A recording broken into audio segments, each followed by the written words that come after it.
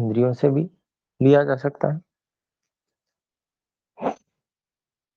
तो इस प्रकार से कायेंद्रिय सिद्धि रशुद्धि क्षया तपसा सूत्र के माध्यम से महर्षि पतंजलि जी एक बहुत बड़ा संदेश हमको देना चाहते हैं कि तप जो करेगा,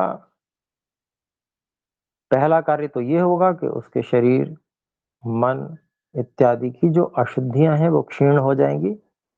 और दूसरा काम ये होगा कि उससे शरीर और इंद्रियों की सिद्धि हो जाएगी, अर्थात वो बलवान, अधिक ओजवान, तेजवान, अधिक सक्षम, अधिक सक्रिय शरीर और इंद्रियां रूपी साधन व्यक्ति को मिल जाएंगे। तो इस प्रकार के साधन जिसके पास होंगे वो सभी कार्यों में सफलता की ओर बढ़ जाता है, उसकी सफलता की संभावनाएं बढ़ जाती हैं। साधन जितने अच्छे होते हैं, सफलता की सफलता की जो संभावना है वो भी अधिक हो जाती है।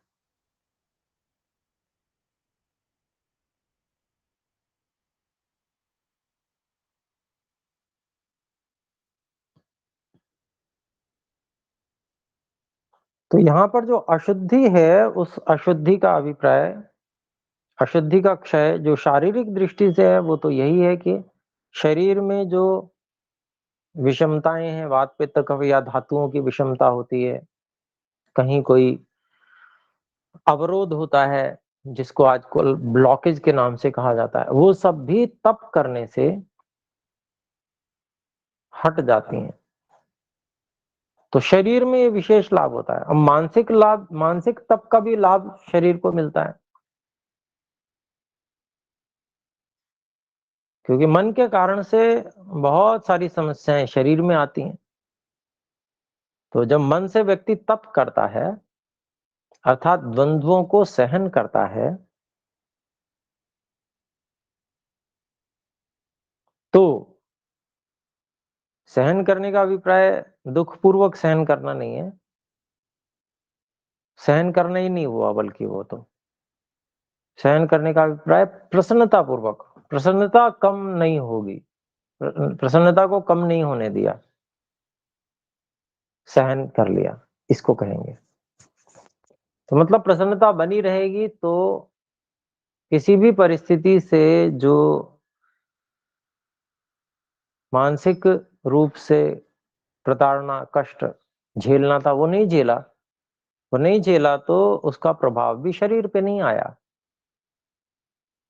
जब ऐसा होता है कि व्यक्ति किसी चीज को झेलता है, परेशान होता है, कष्ट उठाता है, दुखी होता है, उसके लिए चिंतित शोकग्रस्त होता है, तो ये सब जो ऋणात्मक भावनाएं हैं ये सब अपना प्रभाव शरीर पर छोड़ती हैं। उसी प्रकार के रसों का स्राव ग्रंथियों से होता है और शरीर में उसका प्रभाव बहुत अधिक पड़ता है। तो जो द्वंद्वों का सहन करना है, उसमें मन का भी बहुत बड़ा भाग है। सहन करने का अभिप्राय मन से विशेष जुड़ा हुआ है कि मन की प्रसन्नता समाप्त नहीं होनी चाहिए, वो कम नहीं होनी चाहिए। तो इसी से अशुद्धि का क्षय होता है। जब निरंतर व्यक्ति स्वस्थ रहेगा, मन से भी प्रसन्न रहेगा, तो सभी सुव्यवस्थाएं शरीर की सुचारू हो रहेंगी और ईश्वर ने सारी व्यवस्थाएं ऐसी की हैं शरीर में कि पूरे शरीर को वो जीवनी शक्ति स्वस्थ कर देती है।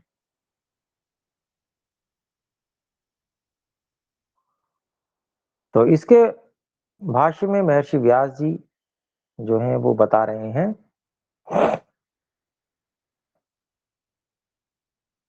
तप को व्यवहार में लाता हुआ जो यह योगी है, यह अपने शरीर और मन की अशुद्धियों के आवरण और मल को नष्ट कर देता है इस तप के माध्यम से। तो कितना बड़ा महत्व तप का है। और ये बात तो महर्षि व्यास जी इस साधन पाद के पहले सूत्र में ही कह के आए हैं। ना तपस्विनो योगः सिद्ध्यति, एक बड़ी स्पष्ट बात कह दी।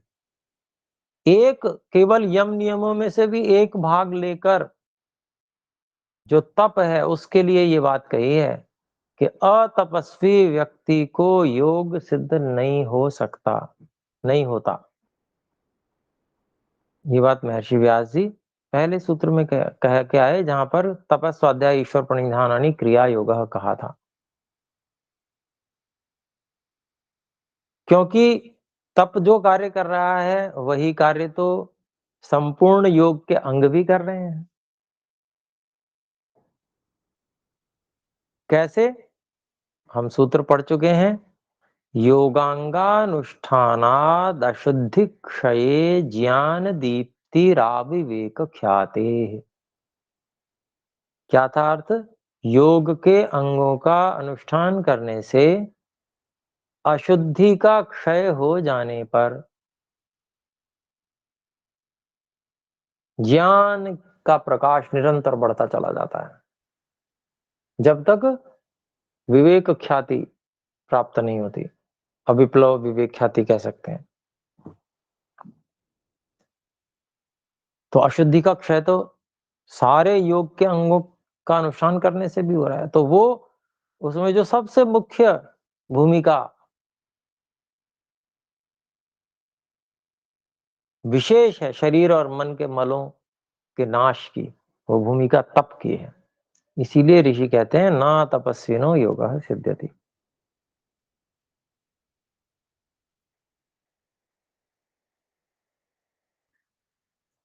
तो उस का प्रभाव क्या होता है?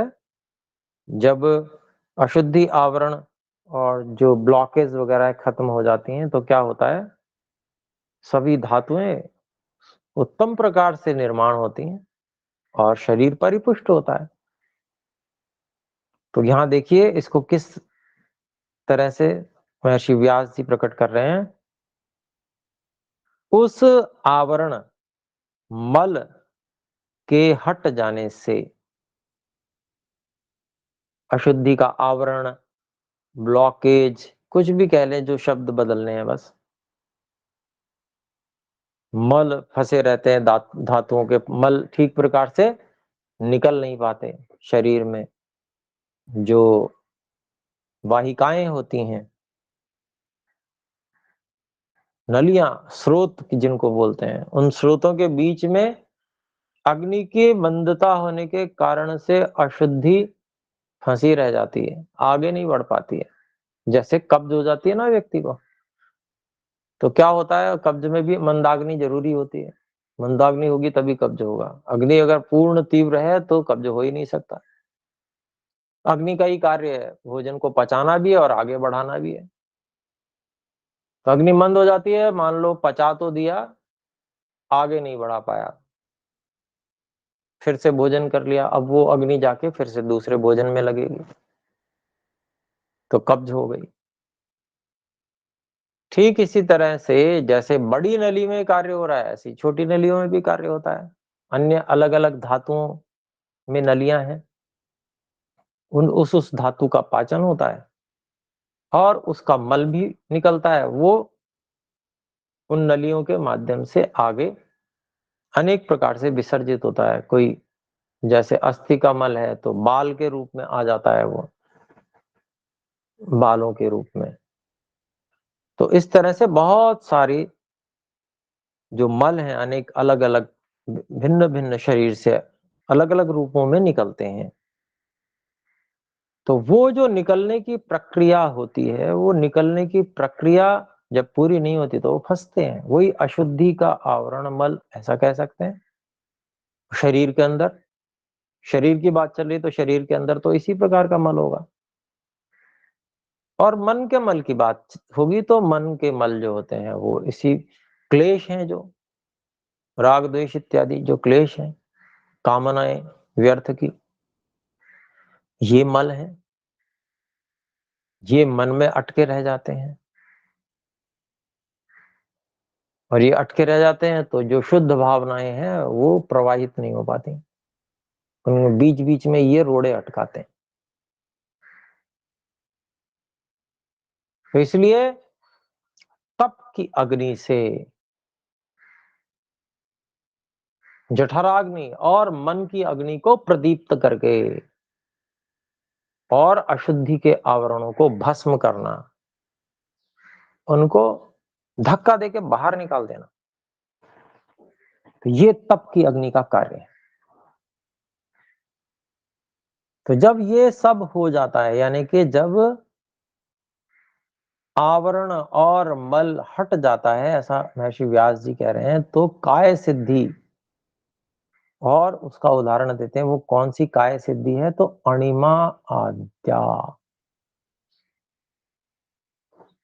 ये शरीर की सिद्धियां हैं। अणिमा आदि यहां पर कहा गया, देखिए अणिमा, लघिमा, महिमा इत्यादि जो सिद्धियां, 8 सिद्धियां बताई गई हैं। आगे हमारे जो विभूति पाद में इनका वर्णन भी आएगा। तो ये सिद्धियां शरीर की सिद्धियां प्राप्त होती हैं। और ये बड़ा सामान्य व्यक्ति को बड़ा विचित्र लग सकता है, और कैसे होता होगा ये, परंतु सबकी एक प्रक्रिया है। उस प्रक्रिया से गुजरने के बाद में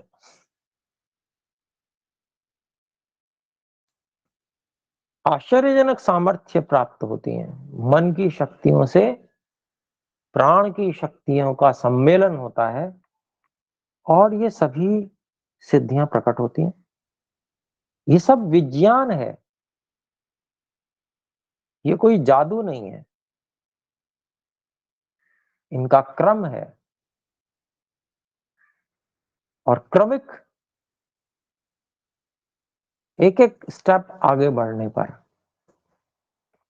इनको प्राप्त किया जा सकता है। हमारे महापुरुषों ने प्राप्त किया है, पर हम आज थोड़े से भोगवाद और पाश्चात्य संस्कृति की ओर उन्मुख हो गए हैं। बाहरी चीजें, बाहरी सुविधाएं हमें अधिक चाहिए। इस कारण से हम, जो हमारे पूर्वजों ने, हमारे महापुरुषों ने इन सिद्धियों को उपलब्ध किया, आज हम उनको ऐसा समझने लगे हैं कि ये तो कोई संभव ही नहीं है, जैसे ऐसा। तो जो तप नहीं करेगा, शरीर से निर्वीर्य होगा, उसके लिए तो वास्तव में ये असंभव ही है। कोई दो राय वाली बात नहीं है, असंभव ही है। संभव किसके लिए है? वो जो अखंड ब्रह्मचारी है, वो जिसने मन को वश में किया है, जिसने एकाग्रता को प्राप्त किया है, जिसने अपने सभी तप के द्वारा अपने सभी शरीर और मन के मल आवरणों को भस्म कर दिया है, उसके लिए संभव है। शरीर भी रिएक्ट करता है। कैसे रिएक्ट करता है? अपनी सामर्थ्य के अनुसार रिएक्ट करता है। जीवनी शक्ति रिएक्ट करती है। कैसे करती है? जैसी सामर्थ्य होती है उसके अनुसार रिएक्ट करती है। कम सामर्थ्य होती है तो थोड़ा बहुत रिएक्ट करके रह जाती है, छींक छाक हुई, खत्म। हाँ, जीवनी शक्ति जो है इसमें जागृत है, छींक आ रही है इसको। सामान्य व्यक्ति की छींक भी नहीं आएगी, जिसके स्रोत बंद होंगे। जीवनी शक्ति जागृत होगी, स्रोत खुले हुए होंगे, तो कम से कम कोई विरुद्ध वातावरण होगा, वहां छींक तो आनी शुरू हो ही जाएगी व्यक्ति को। जीवनी शक्ति रिएक्ट करती है। एक सामान्य लक्षण है, परंतु विशेष लक्षण भी प्रकट होते हैं। तो आज क्योंकि वो परंपरा नहीं है, गुरुकुली परंपरा को, गुरुकुली शिक्षा प्रणाली को ध्वस्त कर दिया, और जो आंतरिक विज्ञान है उससे सारे के सारे विश्व को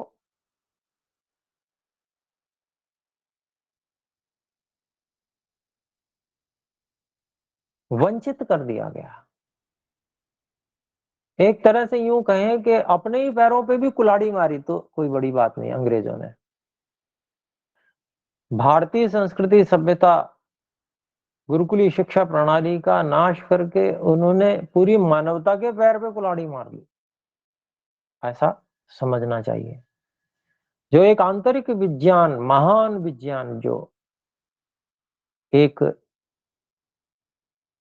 जिसको कहें जैविक शक्ति विज्ञान, जो परमात्मा के द्वारा एक व्यवस्था शरीर, मन आदि की गई है।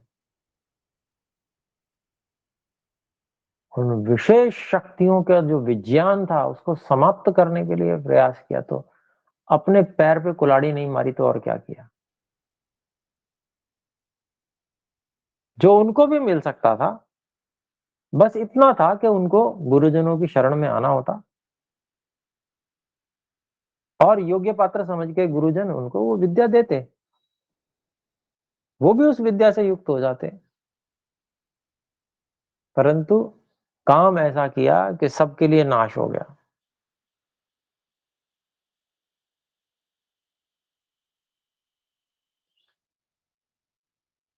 परंतु विद्या का संपूर्ण अभाव कभी भी नहीं होता।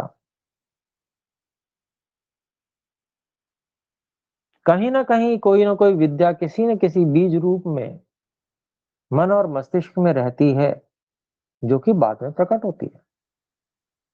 इसी कारण से भले ही पुस्तकालय के पुस्तकालय जला दिए गए, लेकिन ऐसा नहीं था कि सारी विद्या केवल पुस्तकों में ही थी। बहुत से हम में से ऐसे विद्वान थे, जिन्होंने वो विद्या धारण की हुई थी और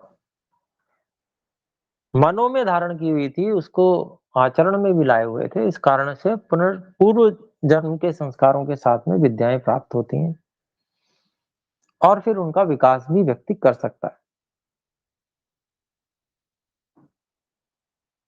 तो इसलिए ये निराश होने की भी बात नहीं है। हम सारी की सारी व्यवस्था को पुनर्जीवित कर सकते हैं, फिर से ला सकते हैं।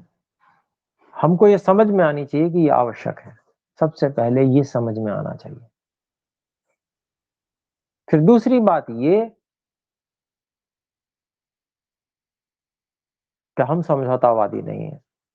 हमने बहुत समझौते किए, जो किए सो किए, अब नहीं होगा। अब हम कोई समझौता नहीं करेंगे।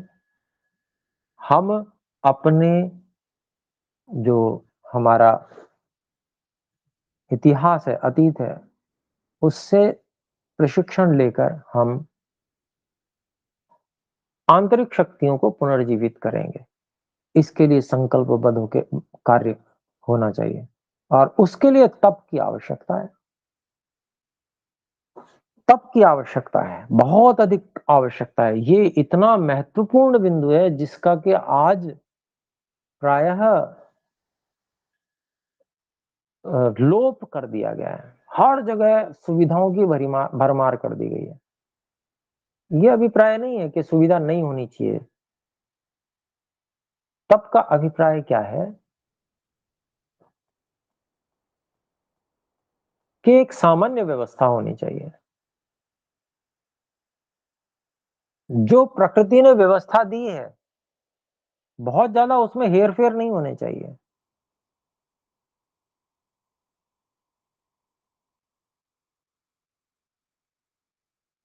उन व्यवस्थाओं को जो प्रकृति ने दी है, उसके अनुसार शरीर को व्यवस्थित करने का प्रयास करना चाहिए।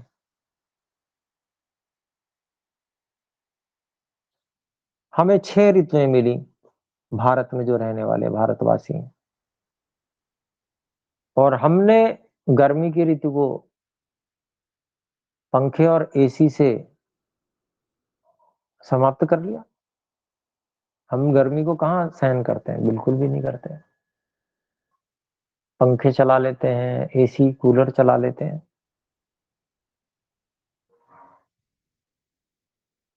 तो स्वेदन भी नहीं होता। वो गर्मी की ऋतु ही इसीलिए है कि स्वेदन हो जाए। सारा क्रम आने वाला है, सब कुछ। क्रम से सब कुछ आने वाला है। तप के द्वारा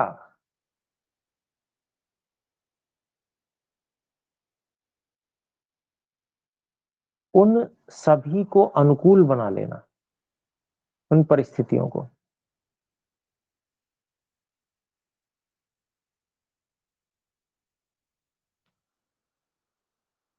हम ये सोचते हैं कि जो अभाव में नहीं रहना चाहिए प्रायः, लेकिन हम उन अभावों को दूर करके कर क्या रहे हैं?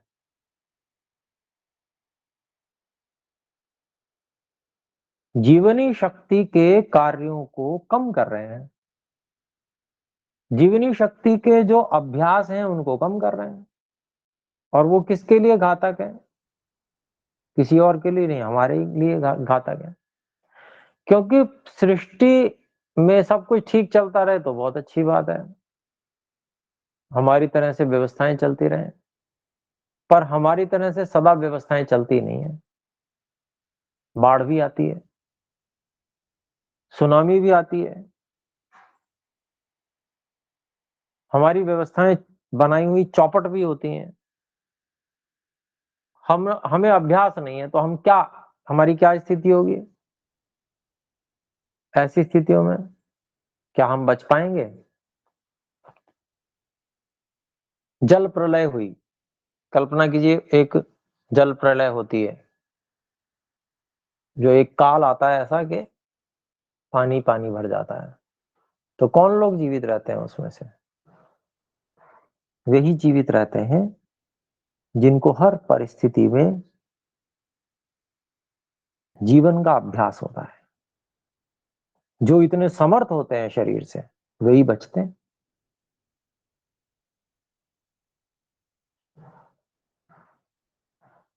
तो अभिप्राय क्या है कि तप प्रकृति के अनुकूल तप, जो व्यवस्था ईश्वर ने बना के दी है उसके अनुकूल तप, ये बहुत ज्यादा आवश्यक है।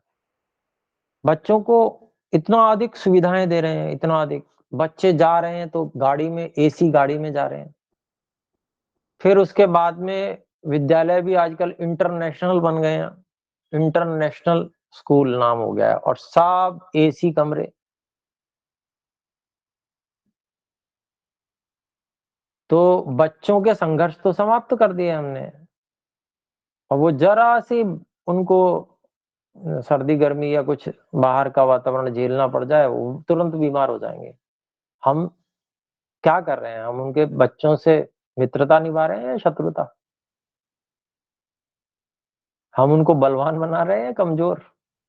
ये प्रश्न पूछना चाहिए हम लोगों को अपने आप से, और जो लोग इस प्रकार से कर रहे हैं उनसे।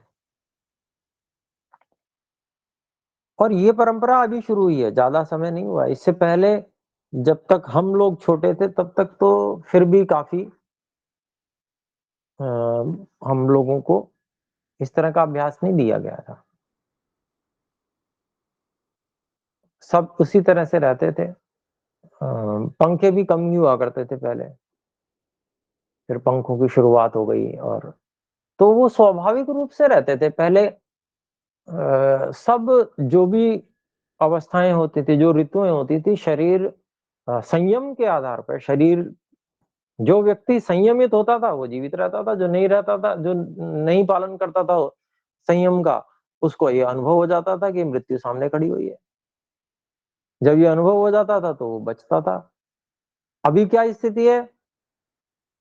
मृत्यु दिखने लगी, गोली खा लो। गोलियां इतनी बना डाली, एलोपैथी का विकास कर डाला,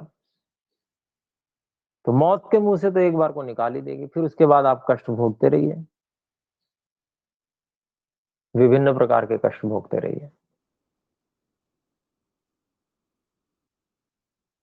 तो ये स्थिति कैसे निर्माण की गई है? ये तप वाली स्थिति नहीं है।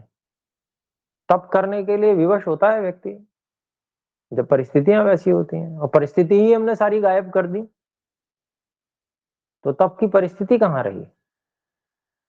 वो हमने उसको सामान्य बना दिया है, सुविधाओं को सामान्य जीवन बना दिया है।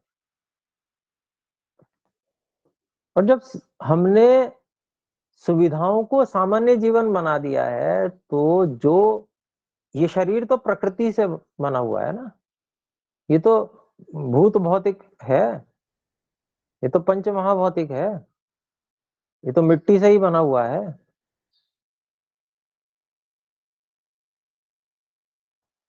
ये तो वैसे ही चलेगा, वही सब होगा जो पहले होता था। जो श्री राम जी के शरीर में स्थिति होती थी वैसी हमारे शरीर में होती है। वह श्री राम जी त्रेता में हो गए, एक नाम लेने के लिए, कि उस समय का नाम लेने के लिए नाम ले लिया, कोई ऐसी उसमें हमको बहुत तुलना नहीं करनी है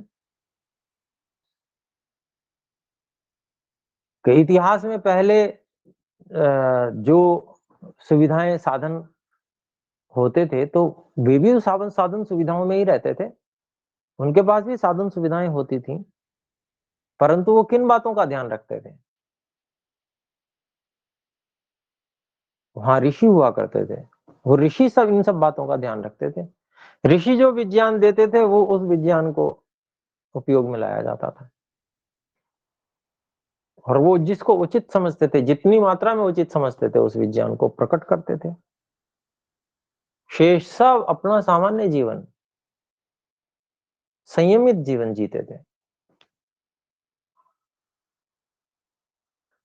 तो एक जो एक अलग परंपरा, एक ऐसी परंपरा जो हमारे सामर्थ्यों को न्यून कर रही है, हमारी हमारी आंतरिक सामर्थ्यों को जीवित नहीं होने दे रही है, ऐसी परंपराओं से बाहर निकलना किसका कार्य है? कौन निकलेगा? वे लोग जो वेदों और हमारे प्राचीन इतिहास को या हमारे योग दर्शन इत्यादि जो ऋषियों के ज्ञान विज्ञान है उनको जानते ही नहीं, वे निकलेंगे क्या इससे? वे नहीं निकल सकते कि उनको बोध ही नहीं है। और जिनको बोध है कि ये सब संभव है, और थोड़ा बहुत तो भाग साक्षात्कार कर ही चुके हैं। दिव्य दृष्टि की कक्षा में बच्चों को किस प्रकार से जो सामान्य अनुभव से भिन्न अनुभव है वो अनुभव हुए, इन बातों को हम पहले देख चुके हैं। कैसे संभव हो जाता है ये, उसकी व्याख्या भी हमने करने का प्रयास किया। वो विज्ञान है, ये तय है कि वो विज्ञान है, पर उस विज्ञान को जीवित कौन करेगा? उसके लिए तप की आवश्यकता है। उस तप की आवश्यकता यहाँ पर स्पष्ट रूप से कही जा रही है महर्षि पतंजलि के द्वारा और महर्षि व्यास जी के द्वारा। महर्षि व्यास जी तो देखिए, मतलब मोटिवेशन भी कर रहे हैं। कैसे? देखिए कि वो जो आवरण और मल हट जाता है तो शरीर की सिद्धि प्राप्त होती है, और उसके आगे ही जरा सा आधा शब्द जोड़ दिया, अणिमा आद्या। कैसी इस काय की सिद्धि प्राप्त होती है? अणिमा आदि। जब चाहो हल्का कर लो शरीर को, जब चाहो छोटा सा बना लो, जब चाहो बहुत बड़ा बना लो। सीमा तो होती होगी, असीमित तो कुछ भी नहीं होता।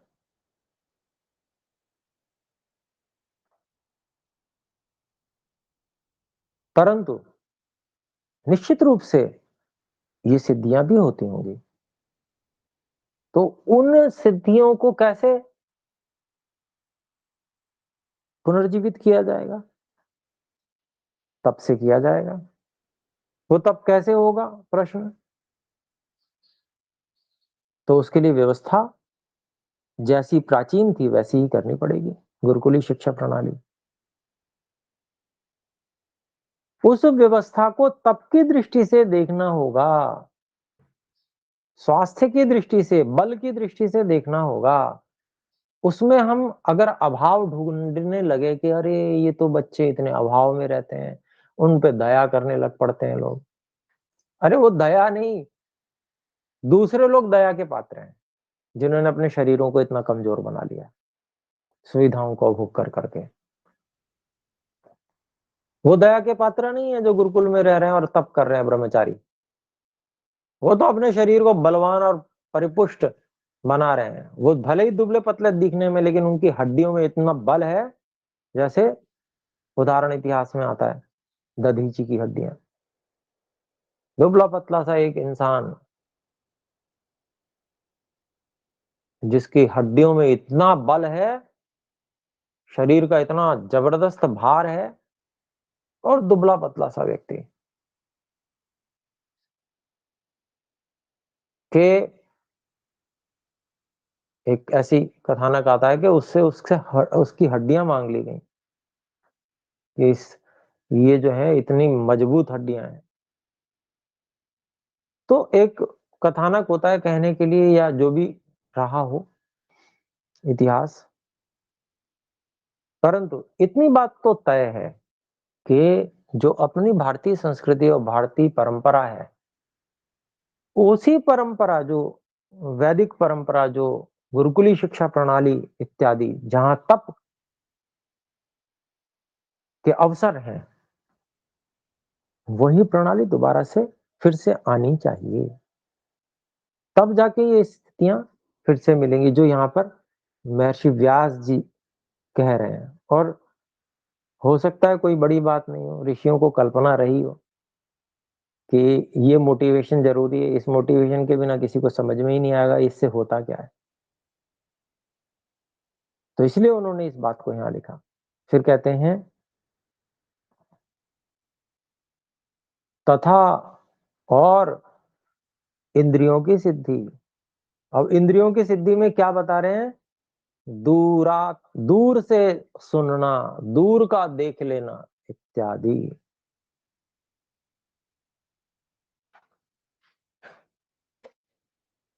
तो इंद्रियों की सिद्धि भी प्राप्त होती है इस तप से। तो तप का फल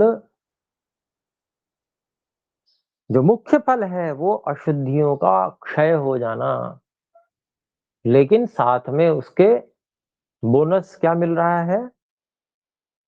शरीर की सिद्धियां प्राप्त हो रही हैं और इंद्रियों की शक्तियां भी बहुत विशेष रूप से बढ़ी हुई प्राप्त हो रही हैं।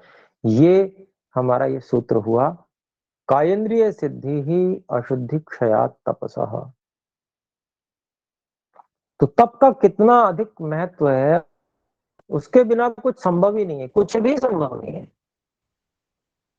व्यक्ति सोचता है कि मैं थोड़ी देर ध्यान कर लूं और उससे मुझे सब कुछ सिद्ध हो जावे।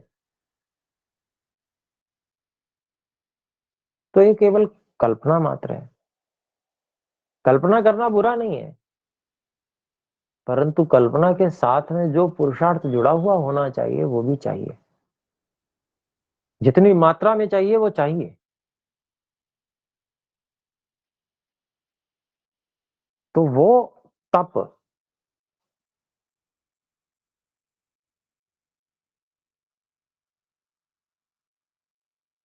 वो तीव्र भावना, किसी भी चीज को प्राप्त करने की तीव्र भावना, और वो तीव्र भावना इतनी तीव्र होती है कि जिस चीज को वो प्राप्त करना चाहता है व्यक्ति, उस मार्ग में जितनी बाधाएं होती हैं वो बड़े कष्टकर लगते हैं और जिनसे वो सिद्ध होता है वो बड़ा अच्छा लगने लगता है। कल्पना कीजिए, करेला खाने से, करेला बड़ा कड़वा होता है, करेला खाने से लक्ष्य सिद्ध होता है तो वो बड़े प्रसन्नता पूर्वक करेले को खा लेगा वो व्यक्ति। मतलब एक उदाहरण देने के लिए मैं आपको कह रहा हूं कि वहां उसको करेले में भी सुख और आनंद प्रतीत होने लगेगा। जो करेला सामान्य रूप से व्यक्ति खाए तो अ, उसको बड़ा वैसा लगे, कितना कड़वा कड़वा है। तो एक उदाहरण देने के लिए मैंने ये बात रखी कि जब व्यक्ति लक्ष्य बना लेता है तो फिर तप जो होता है ना, वो तप भी आनंददायी होता है। वो साधन लगने लगता है, वो उपाय लगने लगता है कि नहीं इसके बिना होगा नहीं, ये तो मुझे जरूरी है। और उस तप में कोई बाधक बने तो फिर वो लगता है कि अरे ये क्यों बाधा कर रहा है, अरे मैं कर रहा हूं तब मुझे क्यों नहीं करने देता, इसको क्या परेशानी है। वो व्यक्ति जो अ, उस तपस्वी व्यक्ति के तप में बाधक बनता है, वो उसको अच्छा नहीं लगता। तो ये जो तप है, ये तप भी मधुर फल के समान लगने लगता है।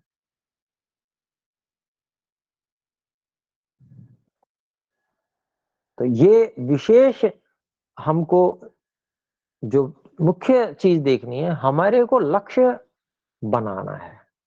सबसे प्रमुख लक्ष्य बनाना होता है। लक्ष्य एक बार बन गया, उसके लिए हम जी जान से जुट जाएं एक बार। बस मन में ये संकल्प कि इसे पाना है, ये होना चाहिए, यही हम करेंगे, तो जितने भी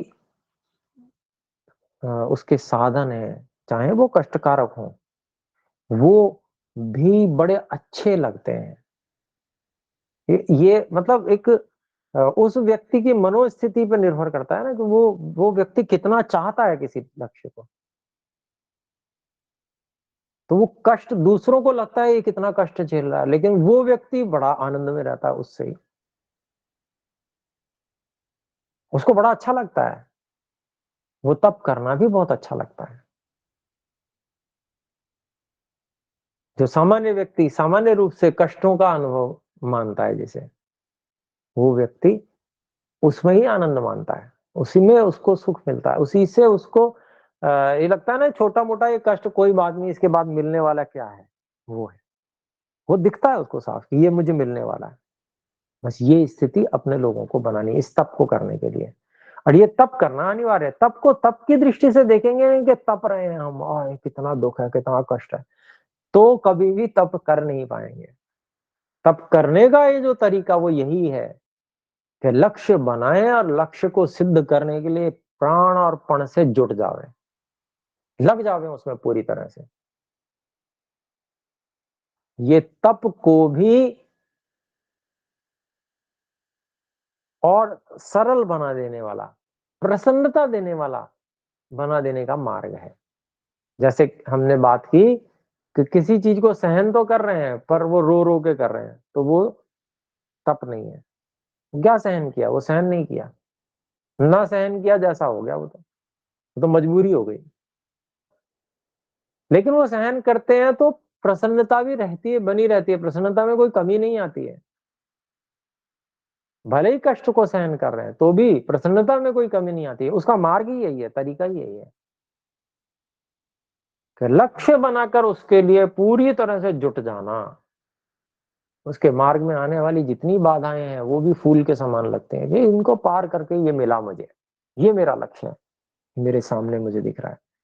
तो ये जो भाव है, ये भाव अपने अंदर लेके आएंगे तो ये तप जो है बहुत सरल हो जाएगा, प्रसन्नता का भाव लाने वाला हो जाएगा। और तब ही जब प्रसन्नता का भाव रहेगा, तब ही ये जो शरीर और मन के मलों का क्षय और शरीर की और इंद्रियों की सिद्धियां प्राप्त होंगी।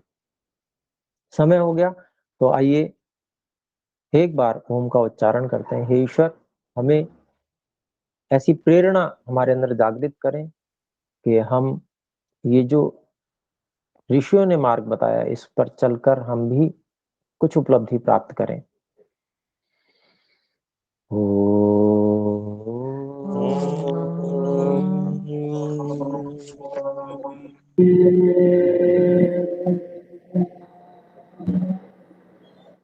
सभी को सादर नमस्ते। नमस्ते सादर गुरु जी। नमस्ते आचार्य जी।